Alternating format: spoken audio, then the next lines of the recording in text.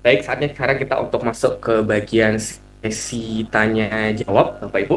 Mungkin sesi tanya jawab kita bagi menjadi dua metode saja. Bapak Ibu bisa, metode yang pertama bisa bertanya melalui chat, sedangkan yang untuk metode yang kedua kita langsung multi arah saja. Bapak Ibu tinggal angkat tangan, raise hand, kemudian nanti ingin bertanya kepada siapa, kemudian langsung bertanya, kemudian langsung dijawab. Silahkan untuk Bapak Ibu yang ingin bertanya, boleh melalui chat atau boleh bertanya secara langsung.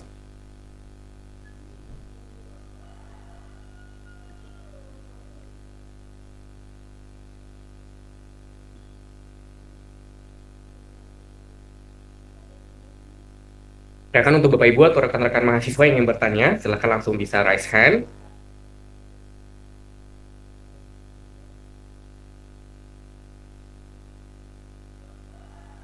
Baik, saya cek terlebih dahulu. Untuk yang bagian chat, mungkin ada pertanyaan.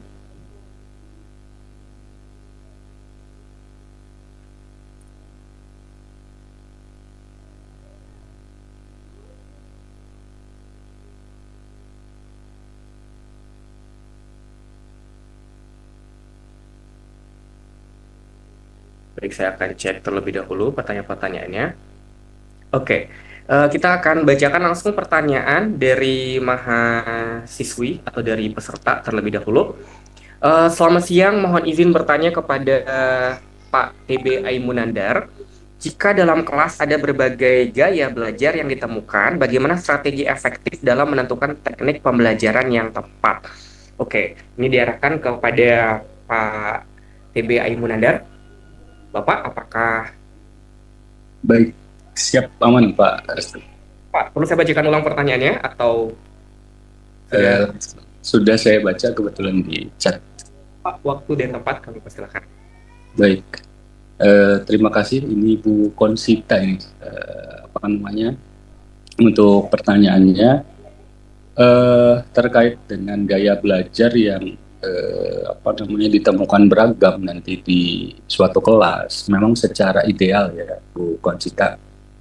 Eh, di kelas tersebut kita memberikan strategi pembelajaran menyesuaikan dengan gaya belajar dari masing-masing mahasiswa, tapi bukan berarti secara personal sih ya.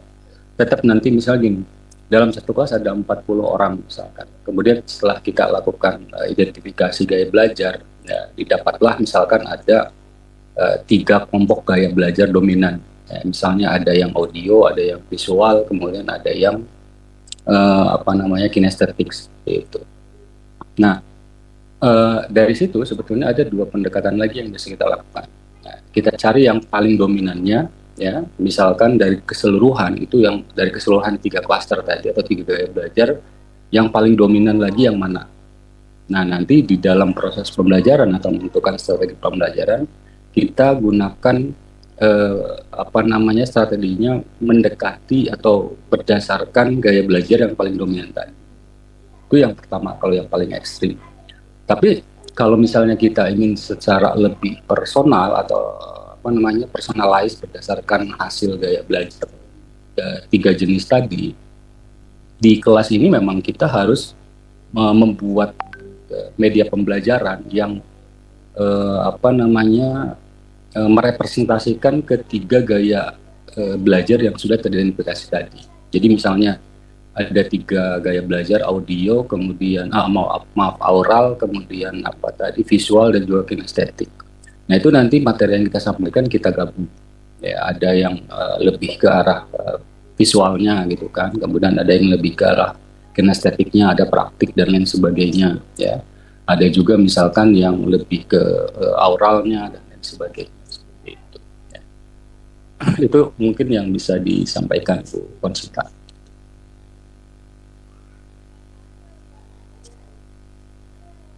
Baik, ada pertanyaan lagi dari rekan-rekan mahasiswa, kemudian Bapak Ibu lainnya sebagai partisipan pada hari ini.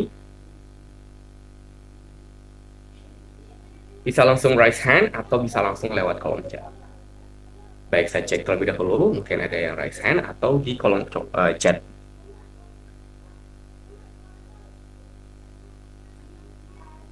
Oke, berikutnya dari Muhammad Hamdi bertanya selamat siang, bagaimana metode ekstraksi fitur dapat meningkatkan identifikasi pola pada IIG? Oke, kira-kira ini pertanyaannya ditujukan kepada siapa yang ingin menjawab untuk narasumber? Ke Bu Dokter Rina ini, Pak. Ya, Bu Dr. Rina. Oke, baik. Terima kasih. Untuk EEG sendiri, jadi ketika apa namanya kan ini tools yang berbeda ya. Jadi EEG itu nanti keluarannya dia berupa sinyal, yang sinyal itu nanti dinumerasi gitu ya. Ada apa? Ada nilai numerasinya itu berbentuk hertz gitu ya, pokoknya sinyal gitu. Nah itu nanti data yang itu yang kemudian dikonversi ke karakteristik dari clustering yang dipilih seperti itu. Jadi memang kalau mau menjelaskan dari data EEG-nya ini cukup panjang ya. Eh, jadi data EEG itu nanti sudah dikeluarkan, maksudnya sudah ada data keluaran mentahnya, nanti bisa bentuknya apa di Excel biasanya. Nah itu nanti data itulah yang kemudian dibawa ke clusteringnya gitu. Nah, setelah itu baru kita analisis menggunakan eh, clustering yang kita mau pakai, sehingga nanti bisa terklasterkan karakteristik-karakteristik yang sesuai dengan tujuan penelitian. Kalau khususnya penelitian kami terkait dengan beban kognitif ya, jadi nanti tetanya nanti bagaimana kumpulnya gitu ya, apa sinyal alfanya seperti apa, itu nanti dipakai yang konsep Kak-Min tadi begitu. Mudah-mudahan tidak menjawab, jadi nanti bisa diskusi lebih lanjut barangkali. Karena kalau mau menjelaskan dari EEG-nya itu kayaknya perlu kegiatan sendiri ya. Karena di sini kan ininya terkait dengan educational data mining-nya seperti itu.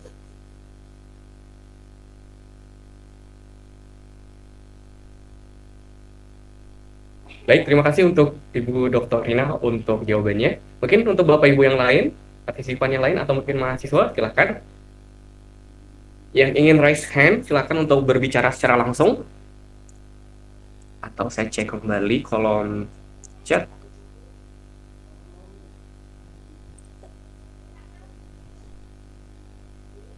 Oke, berikutnya dari kolom komentar dari Niger Sangkai.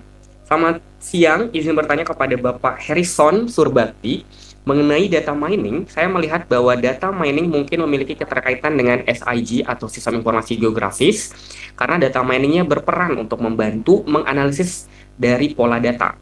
Jadi saya ingin bertanya, bagaimana penerapan data mining dalam Sistem Informasi Geografis atau SIG dan apakah data mining dapat digunakan untuk membantu pengelolaan serta analisis pada SIG itu sendiri? Terima kasih. Pada Bapak Harrison.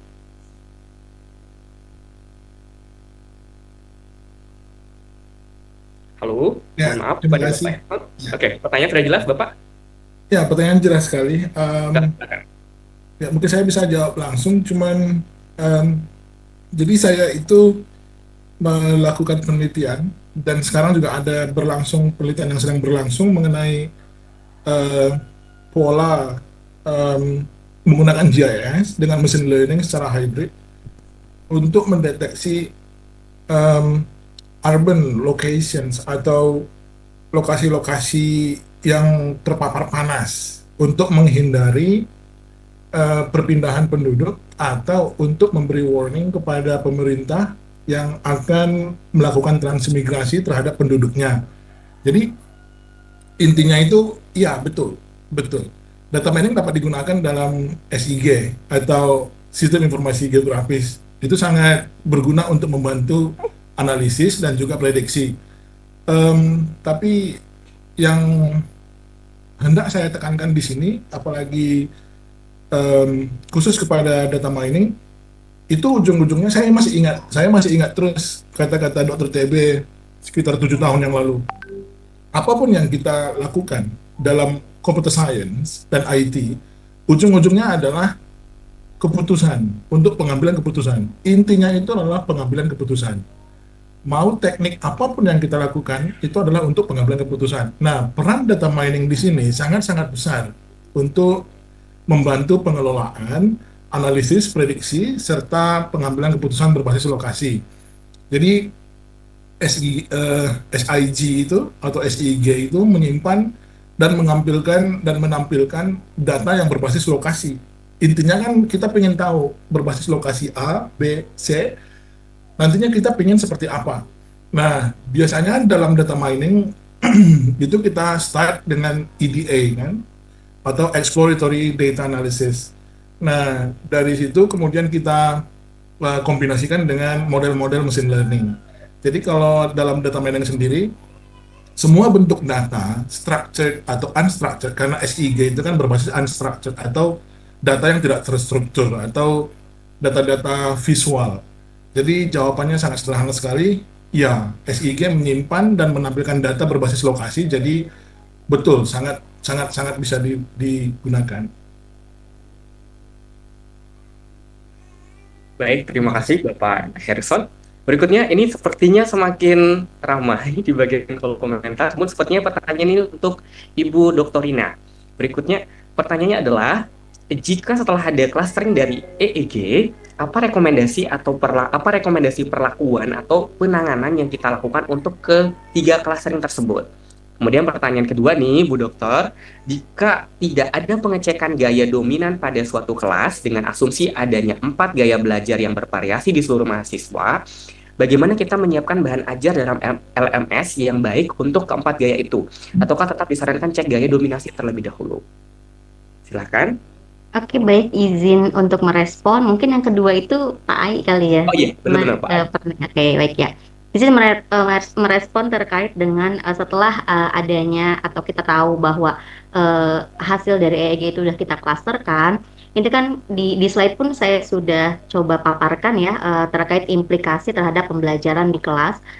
Itu dari 3 klaster. Kan ketika sudah mengklasterkan kan saya jadi tahu mahasiswa mana saja ya yang masuk ke low cognitive load, medium cognitive load, sama high cognitive load. Nah, biasanya tanpa mereka sadari itu saya kelompokkan untuk memudahkan saya dalam memberikan pelayanan pembelajaran lah seperti itu ya. Jadi saya kelompokkan. Nah, nanti masing-masing kelompok itu, karena saya tahu oh ini adalah mahasiswa yang memiliki low cognitive load gitu kan, cognitive loadnya rendah, berarti untuk menstimulasi agar dia berada pada medium di standar yang sebenarnya gitu, maksudnya sebenarnya yang minimalnya, yang normalnya bukan minimal, yang normalnya gitu ya. Nah, saya bisa memberikan tambahan tantangan soalkah, kemudian saya berikan aktivitas yang lebih eksploratif kah gitu, jadi biar tertantang kognitifnya. Karena biasanya kalau yang dia berada di level low cognitive load, dia ada di zona nyaman begitu ya, zona nyaman, jadi nggak ya, kalau sederhananya bilangnya kasarnya nggak mau mikir gitu ya.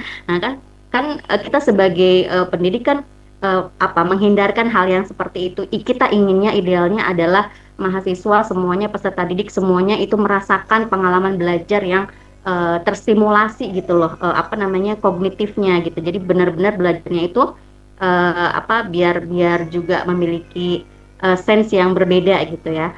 Nah, yang mungkin yang agak tricky adalah ketika berada di siswa atau kelompok mahasiswa yang low kognitif dan high kognitif gitu kan. Nah, jadi saya harus punya banyak referensi gitu ya, apa aja sih yang harus dilakukan di kelas. Nah, ini beberapanya saya sudah sampaikan di slide 9 saya, mungkin nanti bisa dicek. Nah, untuk yang mahasiswa yang berada di high cognitive load, biasanya saya akan menyederhanakan gitu kompleksitas informasinya, karena dia sudah berada di cognitive load yang udah tinggi banget gitu. Kalau kita mau terus kasih materi atau kasih informasi, dia akan overload gitu, jadinya materinya nggak bisa masuk gitu kan, percuma gitu. Jadi makanya kita kurangi kompleksitasnya, kemudian dalam pemberian soal atau tugasnya kita gunakan scaffolding, kemudian kita pecah materinya menjadi micro learning gitu ya, bisa menggunakan infografis kah atau menggunakan video singkat kah dan seterusnya gitu ya. Jadi memang tugas besar ya bagi pendidik, karena kita sudah tahu oh karakteristiknya begini ternyata dari sisi cognitive load-nya. Itu konsekuensinya adalah kita harus mau membuat beragam atau variasi pembelajaran yang bisa masuk atau mengakomodasi berbagai jenis cognitive load tersebut gitu. Capek sih gitu ya. Maksudnya aduh bikin sekali pembelajaran banyak banget yang harus dibuat gitu, tapi ada kepuasan tersendiri ketika mahasiswa-mahasiswa yang memiliki karakteristik cognitive load berbeda itu merasa terlayani pembelajarannya. Itu sih yang dari sisi saya begitu ya. Jadi eh, konsekuensinya adalah kita atau saya sebagai pengajar memerlukan berbagai jenis pelayanan pembelajaran ya, yaitu tadi seperti aktivitas eksploratif yang lebih tinggi kah gitu kan, problem solving yang lebih kompleks kah untuk yang low cognitive load. Kalau yang untuk high-nya tadi menggunakan scaffolding kah, saya siapkan worksheet yang ada tahap-tahapannya dan seterusnya. Seperti itu mungkin. Terima kasih. Baik, terima kasih untuk Bu Dokina untuk penjelasannya yang sudah sangat rinci. Baik, berikutnya untuk Pak Dr. TB untuk pertanyaan kedua, apakah bisa direspons? Baik, terima kasih Pak Restu dan juga Bu Victoria ya. Terkait dengan gaya belajar itu idealnya ditentukan di awal sebelum kita memulai pembelajaran. Jadi kita sudah mengenal atau mengetahui karakteristik atau gaya belajar dari masing-masing mahasiswa atau peserta didik di kelas ya, sehingga nanti penentuan strategi pembelajaran kan lebih difokuskan sesuai dengan gaya belajar masing-masing seperti itu atau sesuai dengan klaster gaya belajar. Nah, penerapan di LMS saya kira malah lebih cenderung fleksibel dibandingkan kita menerapkan strategi pembelajaran yang berbeda di kelas ya, karena di Moodle itu misalkan kita menggunakan LMS, kita bisa membuat grup ya, jadi mahasiswa itu kita grouping berdasarkan kategori gaya belajarnya, sehingga materi-materi yang nanti akan kita deliver kepada mahasiswa atau peserta didik itu sudah kita kelompokkan berdasarkan grup-grup tadi. Nah, grup yang ada di dalam LMS, misalnya di Moodle, itu adalah representasi dari gaya belajar dari masing-masing peserta didik seperti itu. Jadi kalau kita harus memulai, justru malah harus di awal kita menentukan atau mengidentifikasi gaya belajar peserta didik ya, seperti itu. Itu mungkin yang bisa disampaikan. Oke, baik, berikutnya sepertinya kembali lagi ke Pak Dr. TB ya. Assalamualaikum Pak TB dan seluruh pemateri narasumber hari ini. Selamat siang, izin menanyakan terkait bagaimana tips memberikan pembelajaran ketika mengerjakan yang berkaitan dengan mahasiswa dengan kebutuhan khusus, dan terkadang beberapa mahasiswa ada yang kinestetis. Sedangkan kinestetis itu membutuhkan treatment khusus yang penanganannya apalagi di mata kuliah yang praktik. Bagaimana Pak? Baik, ini juga sebenarnya permasalahan di banyak perguruan tinggi ya, termasuk saya juga pernah beberapa kali mensupervisi mahasiswa dengan berkebutuhan khusus ya, termasuk juga ketika skripsi. Sebetulnya yang perlu kita lakukan adalah memahami mereka dan juga bagaimana membuat mahasiswa itu merasa lebih dihargai dan nyaman selama proses pembelajaran. Itu sih berdasarkan pengalaman saya pribadi ya ketika mengajar di perguruan tinggi. Nah, pada kasus misalnya ketika kita berhadapan dengan mahasiswa kebutuhan khusus ataupun misalkan hampir sebagian besar mahasiswa itu punya gaya belajar kinestetik. Sepanjang pengalaman saya, kunci utama ketika kita melakukan pembelajaran itu kita harus mengedepankan pembelajaran yang sifatnya itu inklusif ya, kemudian lebih fleksibel dan diusahakan itu betul-betul ke student center, jadi berpusat kepada mahasiswa. Ya. Jadi biarkan mahasiswa yang betul-betul aktif melakukan sesuatu atau mempraktikkan sesuatu, kita sebagai supervisor saja. Jadi ketika mereka mengalami kesulitan, nah kita yang kemudian meluruskan dan lain sebagainya.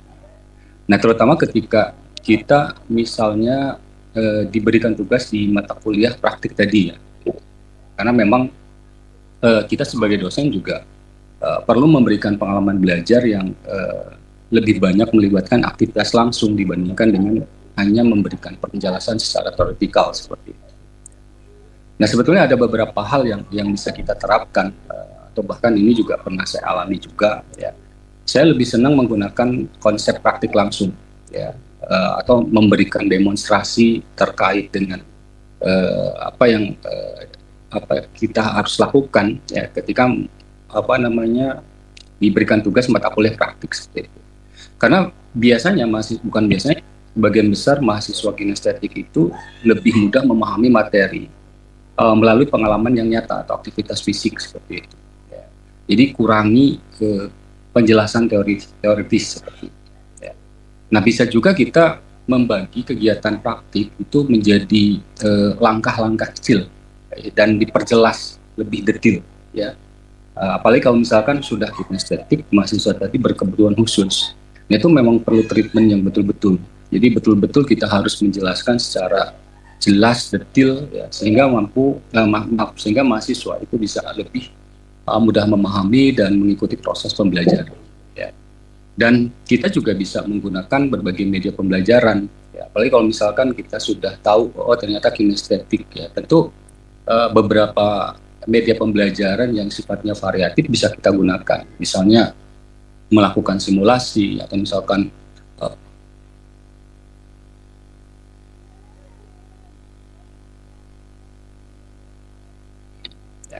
nah yang paling efektif yang pernah saya lakukan itu adalah dengan project based learning di sini. Jadi kalau project based learning itu kan mahasiswa yang betul-betul apa namanya menjadi pusat pembelajaran ya. Jadi mereka yang melakukan sesuatu ketika misalkan mereka mengalami kesulitan, mereka akan diskusi dengan kita seperti itu. Ya.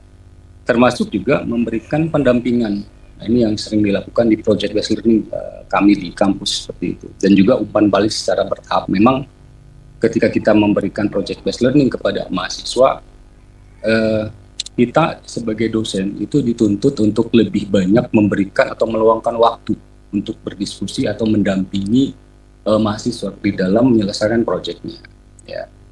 Apalagi tadi mahasiswa berkebutuhan khusus plus juga kinestetik sehingga mahasiswa itu bisa lebih merasa percaya diri sebetulnya dan mereka tidak merasa ditinggalkan atau tertinggal dengan mahasiswa-mahasiswa yang lain.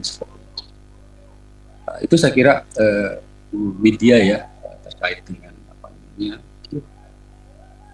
penanganan mahasiswa yang kinestetik dan juga memiliki kebutuhan khusus dalam tanda petik. Terima kasih. Baik, terima kasih untuk penjelasan yang sangat rinci. Berikutnya sepertinya ini untuk Bu Dr. Rina. Selamat siang, saya Lara Aulia Putri dari Universitas Bumi Gora, Prodi PT. Izin bertanya kepada Ibu Dr. Rina, untuk pengukuran beban kognitif siswa, apakah ada alternatif lain selain EEG? Bagaimana Ibu? Oke, Pak Restu, ini saya izin sekalian merespon yang Kak Deva ya. Oke, silakan. Karena ini sama EEG juga ya. Oke, baik.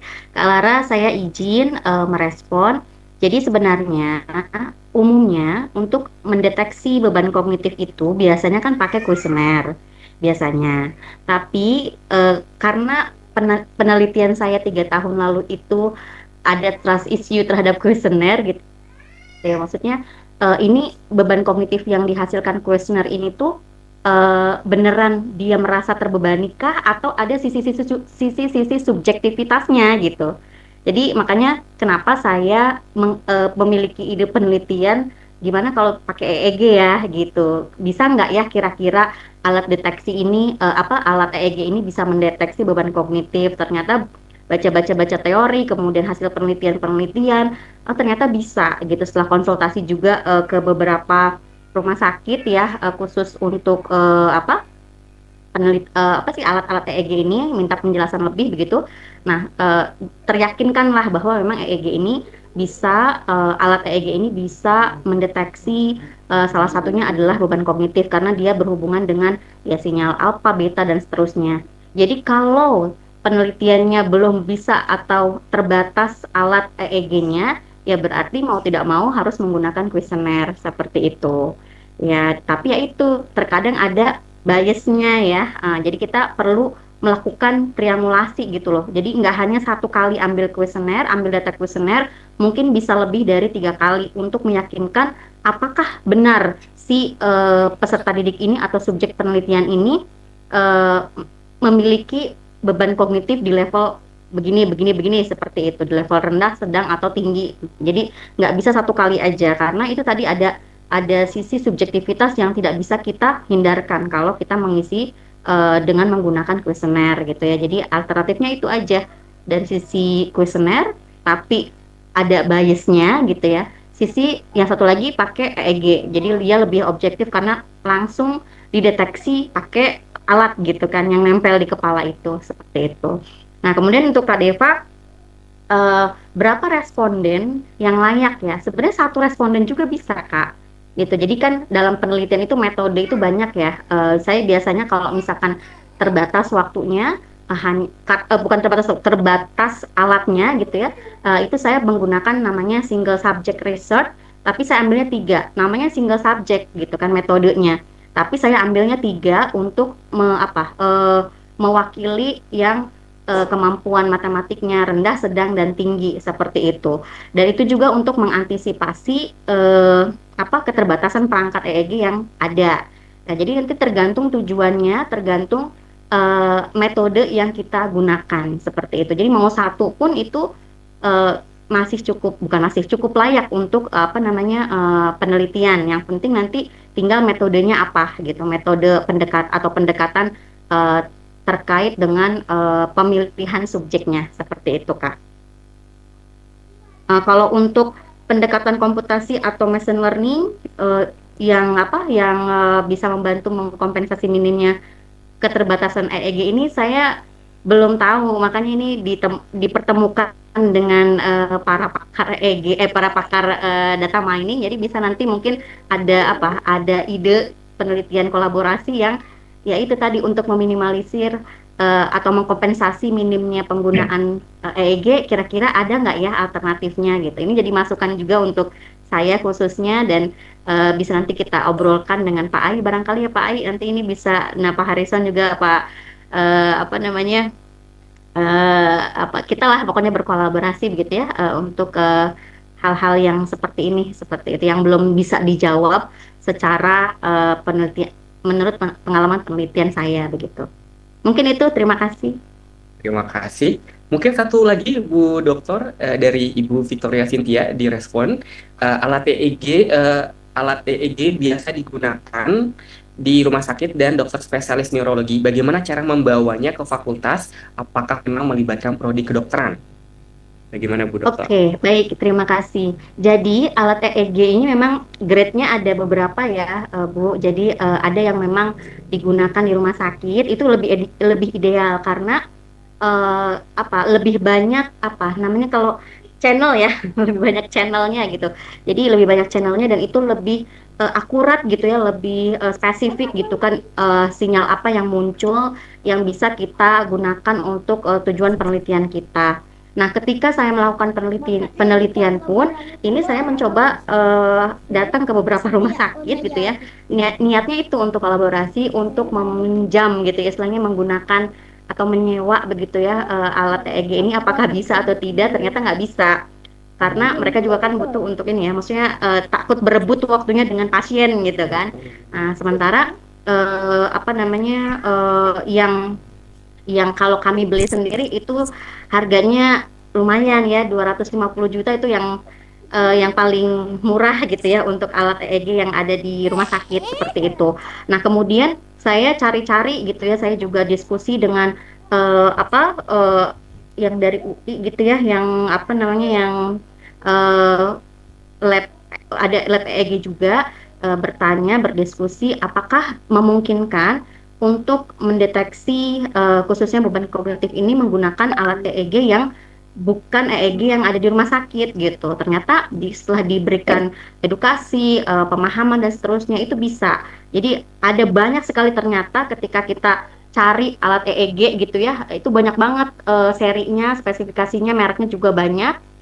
Nah, kemudian saya pilih yang Emotiv Epox itu karena ya budgetnya masuk dan dia sudah mengakomodir apa yang kami butuhkan di penelitian seperti itu.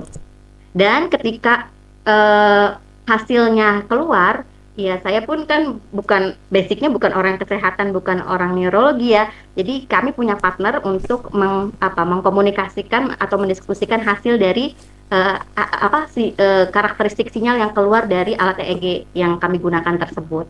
Begitu, Ibu. Baik, terima kasih. Semoga jawabannya bisa menjawab pertanyaan-pertanyaan yang sudah diberikan kepada Ibu Dr. Rina. Kemudian berikutnya mungkin pertanyaan kepada Pak Dr. Hairani kali ya yang ini. Tapi mungkin di luar konteks dari masalah yang disampaikan barusan, izin bertanya juga kepada Pak Harrison atau Pak Hirani, kalau data yang tersedia sedikit, misal data jumlah kasus DBD hanya tersedia dalam 5 tahun terakhir, dan sedikit berbeda dari setiap sumber, apa metode untuk menentukan data yang tepat, dan juga metode yang tepat untuk dapat melakukan prediksi jumlah kasus DBD di masa yang akan datang agar hasilnya akurat? Bagaimana? Ini akan dijawab oleh Pak Dr. Hairani atau mungkin Pak Sudah, Heri sudah dijawab itu sama Pak Harrison di ya? chat ya. Oke, baik. Mungkin bisa saya tambahkan sedikit. Setelah saya lihat penanya dari Bu Konsita, saya yakin Bu Konsita tidak begitu puas dengan jawabannya. Karena saya mengenal beliau lama juga itu, dengan Pak TB juga. Contoh dari penelitian yang kami lakukan adalah kami hanya mengambil 1.000 sampel dari total mahasiswa sekitar 30-an ribu. Dan seperti yang saya jawab di chat, kami tidak berani untuk menggunakan model yang kompleks karena kami percaya kalau ini terlalu simple, sama seperti pertanyaan Bu Konsita. Bagaimana kalau datanya terlalu sedikit? Kami juga merasa seperti itu. Ini datanya terlalu sedikit, cuma 1.000 out of 30.000 total mahasiswa yang ada saat itu. Jadi saya menjawab sesuai pengalaman saya. Kami menggunakan model yang simple, karena kan tujuannya hanya untuk klasifikasi dan prediksi. Nah, untuk kasus Bu Konsita ini kan pasti berjalan terus. Satu mungkin yang bisa saya sarankan yaitu dari ambil data yang benar-benar yang terpercaya, karena nanti apapun hasilnya, toh itu kan hasil dari sumber yang terpercaya. Saran saya yang kedua, Bu Konsita, mungkin kita bisa kolaborasi karena ini topik yang sangat menarik sekali, dan ini untuk pengambilan keputusan dalam membantu untuk menyelesaikan masalah yang ada dalam satu daerah. Jadi kayak yang seperti yang saya singgung sebelumnya dan yang didukung oleh Prof. Hairani. Mari menjadi orang baik dengan memberi sumbangsih yang baik terhadap masyarakat. Jadi Bu Konsita kita mungkin bisa kolaborasi dan berdiskusi lebih jauh lagi di kemudian hari. Terima kasih Pak Restu. Baik, terima kasih. Baik, mungkin ada beberapa pertanyaan atau mungkin yang belum saya jawab, mungkin silakan boleh di repost kembali, atau mungkin untuk Bapak Ibu pembicara, pemateri, mungkin ada yang ingin diklarifikasikan atau ditambahkan kembali sebelum kita closing. Dari Pak Harrison, dari Pak TB, dari Pak Herani, atau mungkin dari Bu Dr. Rina. Mungkin closing statement, mungkin ada yang ingin disampaikan sebelum kita tutup. Bu Dr. Rina, mungkin yang pertama, closing statement. Mungkin terakhir kali ya. Jadi data EEG dalam penelitian kami ini sebenarnya tidak hanya sebatas merekam aktivitas otak ya, tetapi membuka peluang gitu ya, memahami bagaimana cara peserta didik kita belajar. Dalam hal ini karena saya mengajar matematika, jadi saya bisa lebih memahami cara mahasiswa belajar matematika secara lebih mendalam, dan itu memiliki insight juga ke saya bahwa oh iya, saya sebagai pendidik ya harus memberikan pelayanan, menyediakan fasilitas belajar yang ya tidak hanya sebatas konvensional atau teori ya, ceramah dan seterusnya, tapi juga yang bisa memfasilitasi ya dari beban kognitif mereka seperti itu. Terima kasih. Baik, terima kasih untuk Bu Dr. Rina.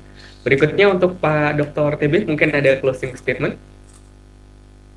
Baik, terima kasih Pak Restu. Saya kira kalau closing statement dari saya dan juga berdasarkan pengalaman pribadi mungkin ya Pak Restu ya. Jadi sangat penting bagi kita sebagai dosen atau pendidik, sebelum memulai proses pembelajaran tentu kita juga harus pahami gaya belajar atau karakteristik gaya belajar dari mahasiswa kita masing-masing ya, supaya nanti kita bisa memberikan atau bisa mendeliver materi sesuai dengan strategi pembelajaran yang disesuaikan dengan kondisi dan juga situasi mahasiswa kita. Karena tidak semua mahasiswa itu kan punya gaya belajar yang sama ya antara satu dengan yang lain ya. Kemudian kemampuan mereka untuk menangkap atau memahami materi juga beragam seperti itu ya. Tetapi juga tantangan yang paling berat adalah bagaimana kemudian kita mengimplementasi strategi pembelajaran yang berbeda di ruang kelas seperti itu. Kalau di ruang seperti learning management system mungkin agak sedikit mudah ya untuk diimplementasikan. Itu kalau di ruang kelas kita kan harus menyediakan berbagai perangkat, misalkan platform yang bisa mendukung berbagai gaya belajar yang sudah teridentifikasi tadi seperti itu. Tapi itu juga menjadi tantangan sendiri buat kita sebagai pendidik. Itu mungkin yang bisa kami berikan untuk closing statement Pak. Restu ya, terima kasih. Pak TB. Berikutnya yang ketiga Bapak Harrison, mungkin ada closing statement. Untuk kalau dari saya lebih kepada teruntuk mahasiswa yang hadir pada saat webinar ini, satu kalimat yang perlu diingat oleh mahasiswa, bahwa kami dosen sebenarnya peduli dengan mahasiswa, jadi tidak usah takut. Kalau ada pertanyaan, silakan ditanyakan. Kalau misalnya tidak pede pada saat waktu di kelas, sekarang itu sudah banyak platform teks atau sosial media. Dan yang satu lagi, kalau misalnya saya akan ngomong agak pedas sedikit ya. Kalau misalnya para mahasiswa, kalian tidak ingin bertanya atau tidak peduli dengan masa depan kalian, ingat orang tua kalian. Karena orang tua kalian itu, orang tua mahasiswa itu mempercayakan mahasiswa di tempat kami mengajar. Karena mereka percaya, mereka mempercayakan anak-anaknya untuk menimba ilmu di tempat kami mengajar. Jadi sebagai orang tua kami juga memiliki pola pikir atau pemikiran yang sama. Kami menyekolahkan anak-anak itu karena kami percaya kepada institusi itu dan para pengajar di sana. Apabila Anda mahasiswa tidak begitu tertarik akan hal-hal yang teknikal, maka tanyakan yang tidak teknikal. Yang penting jangan sia-siakan kepercayaan orang tua kepada institusi dan dosen-dosen tempat kalian menimba ilmu. Mungkin begitu saja dari saya, Mas Restu. Terima kasih. Baik, terima kasih Pak Dr. Harrison. Berikutnya yang terakhir dari Pak Dr. Hairani, mungkin ada closing statement.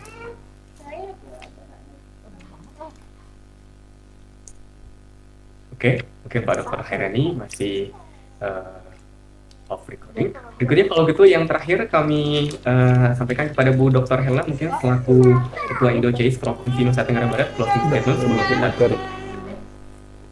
Terima kasih Pak Restu. Alhamdulillah akhirnya webinar ini sudah sampai di ujung sesi ya Pak Restu dan Bapak-Bapak Ibu narasumber serta seluruh peserta. Dan luar biasa antusias peserta sampai di akhir sesi, banyak pertanyaan yang disampaikan. Sekali lagi kami ucapkan terima kasih untuk seluruh narasumber, Ibu Dr. Rina Firyanti, Bapak Harrison Surbakti, Bapak TB Aimunandar, dan Bapak Hairani, juga untuk moderator dan MC kita, Bapak Restu Alfiansah, terima kasih. Untuk seluruh peserta yang masih join sampai menit-menit terakhir webinar ini, terima kasih atas semua bermanfaat semua apa yang sudah kita dan sharing hari ini. Sekian dari saya. Assalamualaikum warahmatullahi wabarakatuh. Selamat siang. Terima kasih. Bapak Ibu sekalian, dengan disampaikannya closing statement dari Ketua Indo-CIS Provinsi Nusa Tenggara Barat tadi, maka berakhirlah acara kita pada hari ini. Namun sebelum kita tutup, mari kita dokumentasi terlebih dahulu. Baik kepada panitia, mari kita dokumentasi terlebih dahulu. Mungkin untuk teman-teman, Bapak Ibu sekalian, mari on kamera terlebih dahulu. Senyumnya yang lebar. Baik, saya melihat para pembicara juga sangat antusias pada hari ini ya. Bu Dr. Rina, dari tadi pagi sampai siang hari tetap semangat. Kemudian Pak Harrison juga sangat bersemangat pada hari ini. Herani juga. Ya. Ayo kita foto pada Pak Ibu. 1, 2, 3. Oke, berikutnya slide yang kedua. 1, 2, 3. Oke, berikutnya jempolnya semua. Oke, 1, 2, 3. Oke, sekarang tanda love dulu. Oke, cinta Indonesia, cinta Indonesia. 1, 2, 3. Oke, mantap. Terima kasih Bapak Ibu sekalian. Saya Restu Alfiansa, selaku MC dan moderator pada hari ini, mengucapkan terima kasih dan begitu bangga bisa mengikuti acara ini dengan baik. Baik, terima kasih Bapak Ibu. Saya ucapkan terima kasih. Wassalamualaikum warahmatullahi wabarakatuh. Sampai jumpa dan selamat siang. Oke, terima kasih.